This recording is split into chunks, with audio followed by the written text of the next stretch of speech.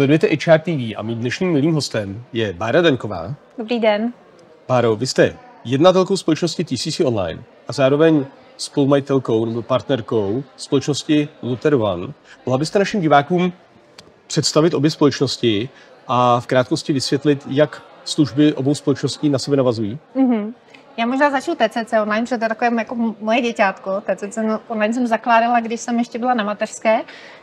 My jsme vlastně, hlavní myšlenka byla přizpůsobit nebo umožnit široké HR veřejnosti nástroje, které jinak by museli draze platit a mít na to poradce, tak jim vlastně je dát in-house, aby je mohli používat sami. Ať už je to 360, psychodiagnostika, trochu jako odtajnit ten svět psychodiagnostiky, že to není křišťálová koule, nevyžaduje to nějakého jako velkého pana psychologa, ale že můžou sami používat dotazníky a sami je vyhodnocovat a interpretovat.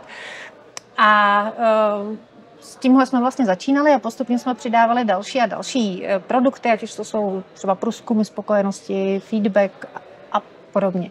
No a Luther One přišel mnohem později. S Lutherem One mě oslovil Jirka Báča před několika lety, když se rozhodl, že založí Luther One, že změní svět, tak aby lidé chodili rádi do práce. A Luther One vlastně nabízí velmi komplexní platformu, která podporuje jak spolupráci, tak výkon, a zároveň vlastně znamená, že všichni zaměstnanci používají Luther One, mají ho ve svých mobilech, ve svých počítačích ke každodenní práci, plánují si tam své úkoly, seznamují se s tím, co se děje ve firmě, v sociální síti, takže tam probíhá nějaký kontinuální sběr dat, díky tomu je možno pak dělat různé analýzy a třeba i prediktivní modely nastavovat.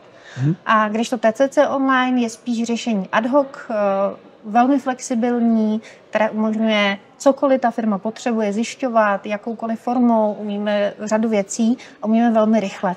Buď se tedy zákazníci rozhodují, že chtějí mít něco dlouhodobého, co ale vyžaduje velké úsilí na začátku s implementací a osvětou, anebo potřebují nějaké ad hoc řešení. Takže často i stejné firmy využívají vlastně služby obou nás, jak TCC Online, tak Luther One, aniž by se to jakkoliv tříštilo.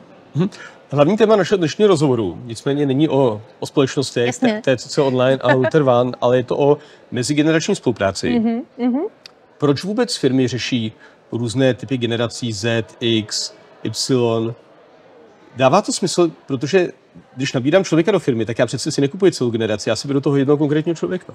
Jo, určitě si bereme toho konkrétního člověka, ale potřebujeme trochu porozumět, jak ten člověk funguje. A je vidět, dneska i o tom jsem mluvila na konferenci, že různé generace fungují různě. Mají různé hodnoty, ty se liší, koneckonců známe to sami, říkáme, ti jsou takový, ti mladí dnešní. Moje babička říkala, vy mladí. Takže z pohledu minimálně firmy a manažerů je důležité jako porozumět, že jiné generace fungují jinak, protože když tomu neporozumí, tak může aplikovat různé manažerské přístupy nebo věci, které mu jako nezafungují. A on nebude vědět, proč to nefunguje.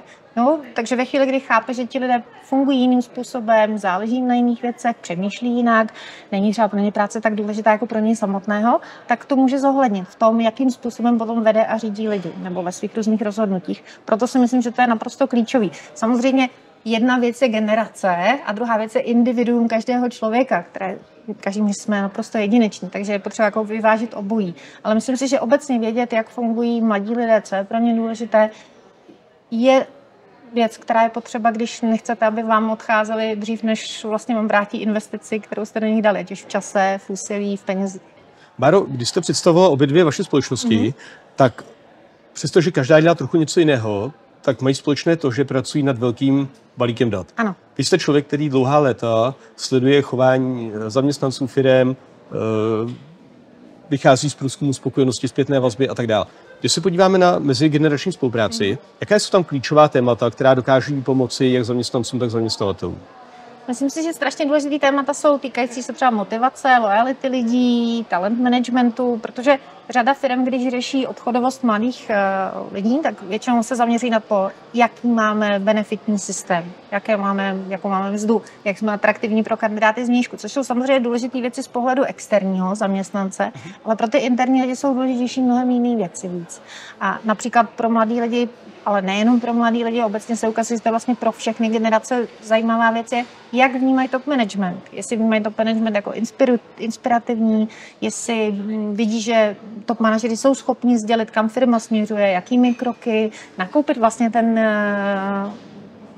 ten zaměstnanecký půl tou myšlenkou.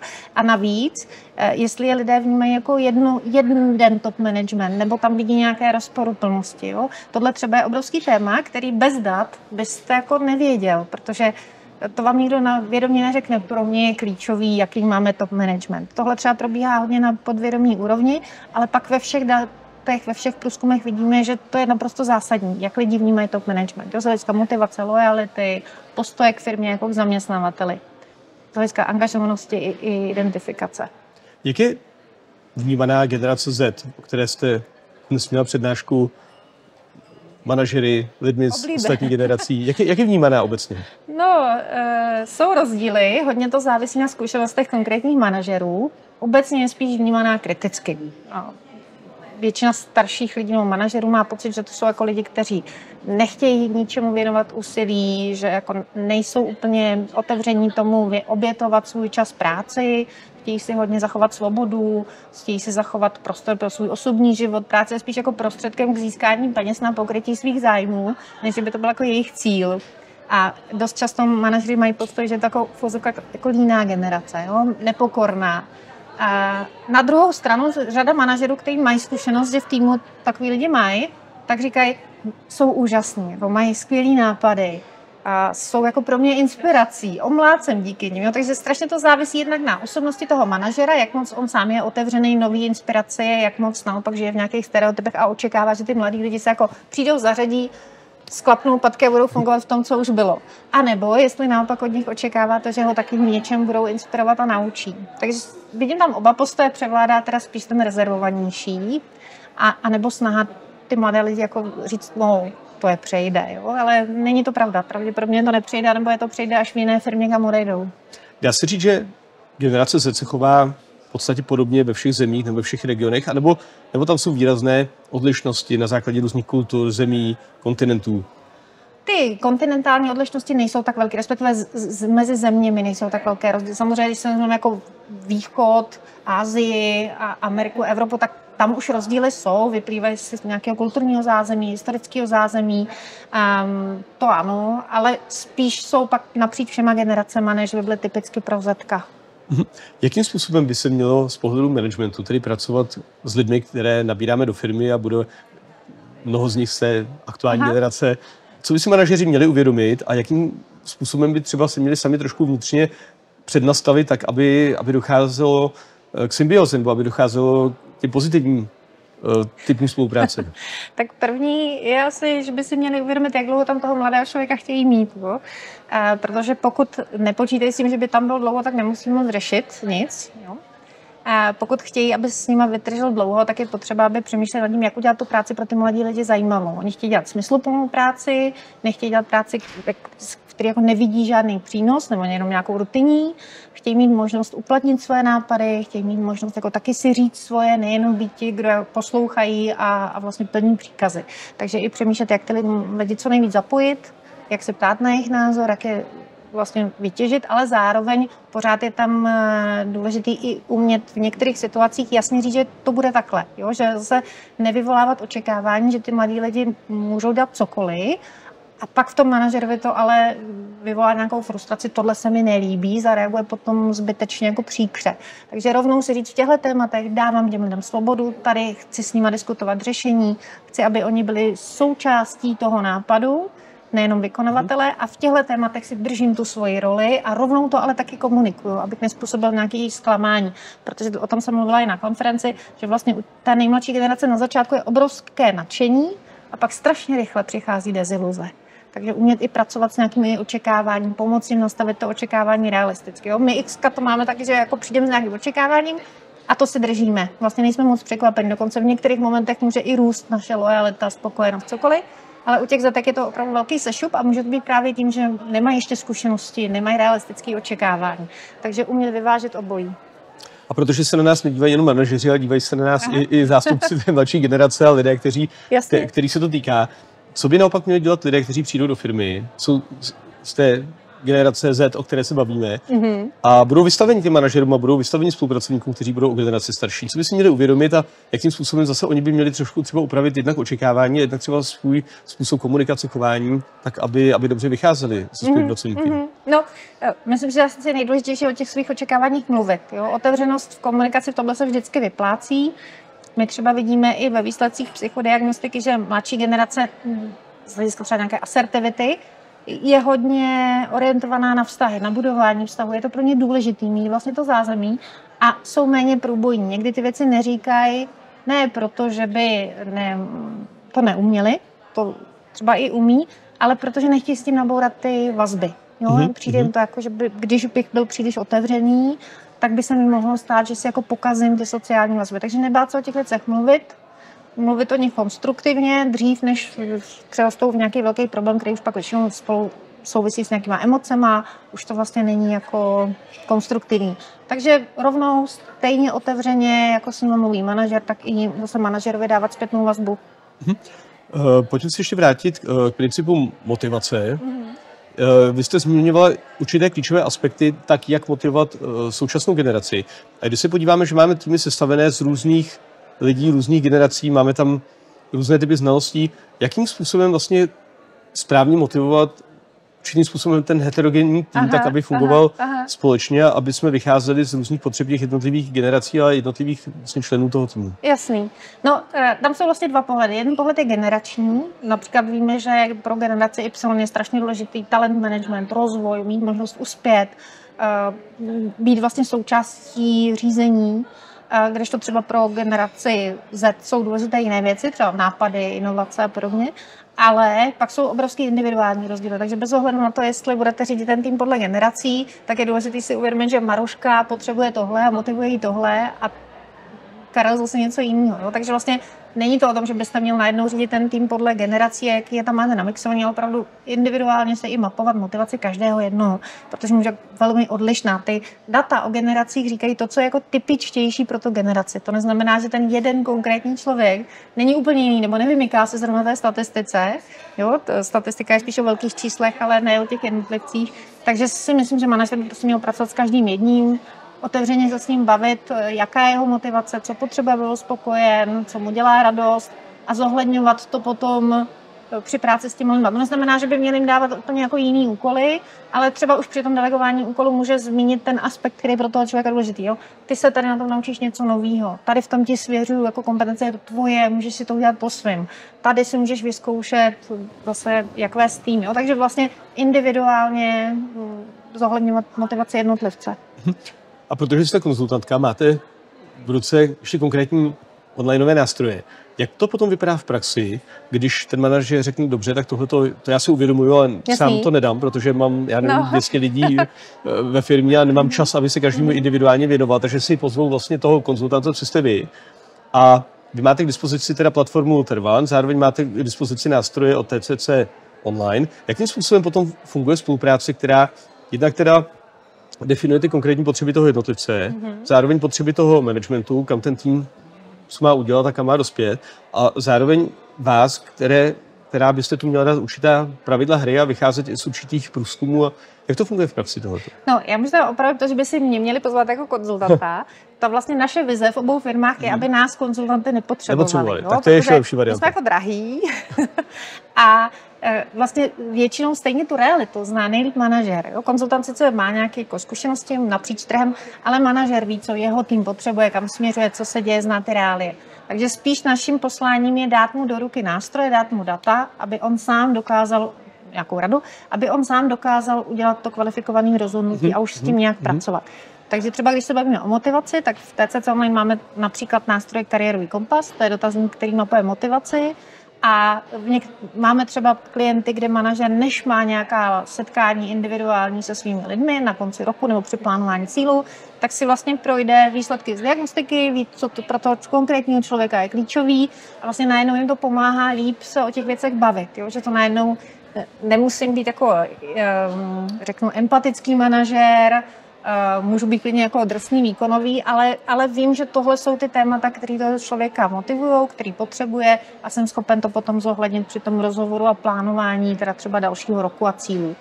Takže spíše s naším posláním dát manažerům dostatek informací, aby oni už sami se rozhodli v kontextu jejich reality, než aby jsme přišli a dali jim nějaký jako velký moudro. Jo? To si myslím, že nefunguje. Hodně se skloňuje dnes umělá inteligence.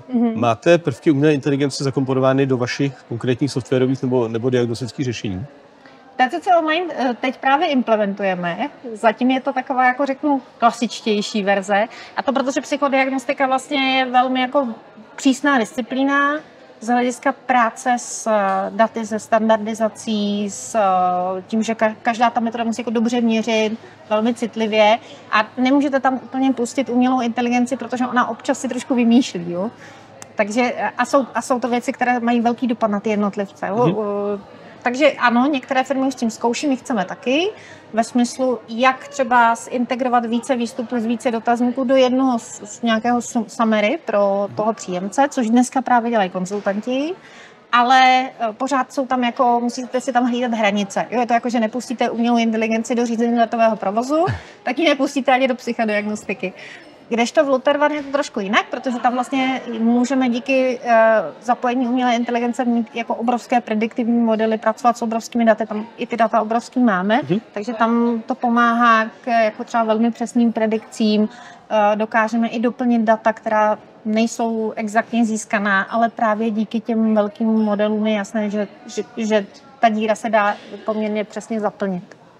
Když se podíváte na budoucí vývoj, jaké další nástroje nebo jaké další procesy se budou měnit postupem doby tak, jak se mění technologie a mění se i potřeby lidí a mění se i vnímání spolupráce na pracovišti? Myslíte nástroje HR nebo obecně? HR. No, myslím si, že velký prostor je právě pro interpretaci těch dat, který máte, protože na jednu stranu můžete mít jako obrovské množství dat, ale na druhou stranu nevíte, jako na co konkrétně se to obrovské množství dat zaměřit a ne vždycky ten lék je schopen jako z toho potom udělat ten krok dál a co teda s tím, jo? Je tam ten krok, chápu, rozumím a co dál. Takže tam si myslím, že je obrovský prostor pro to, aby umělá inteligence byla zapojená do generování těch plánů, co s tím, jaké kroky, jaké myšlenky, vlastně jako do toho poradenství. Akorát, že nám rozdíl od konzultanta, který má jenom své osobní zkušenosti a know-how, který načerpal ze studií a z nějakých publikací, tak umělá inteligence má vlastně mnohem širší záběr. Ale zatím tam pořád ještě je to, že ne vždycky ty doporučení jsou jednak jako realistický, ne vždycky jsou individualizovaný, že jsou spíše jako zní hezky a když pak se podíváte na 20 doporučení, zjistíte, jsou stejný. A takže tam spíš funguje Forerův efekt, než by reálně byl jako individualizovaný pro toho jednotlivce. A občas tam prostě jsou nepřesnosti. Takže, ale to věřím, že se jako časem bude posouvat dál a dál. Takže myslím, že v tom poradenství propojení dát a hlavně interpretaci.